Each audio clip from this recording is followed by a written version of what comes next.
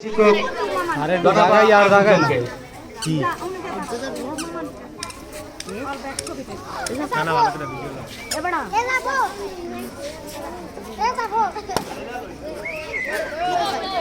এরপর পুরস্কৃত করবেন অত্র বিদ্যালয়ের সহকারী শিক্ষিকা জনাবা খাদিজা বেগমকে।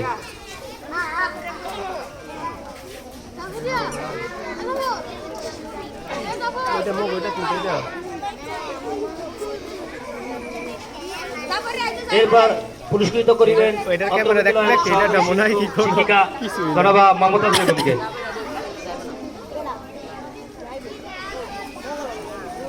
এখন কিছু জানে না সবাই মিললে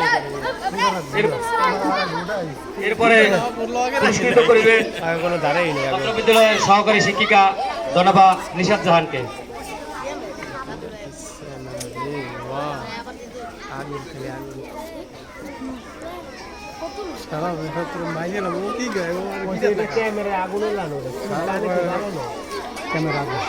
ক্যামেরা আগুন না বাগুন মাছ যাবে তো লোক ঘুরলে তো হাইব না এইটা দেওয়ার এটা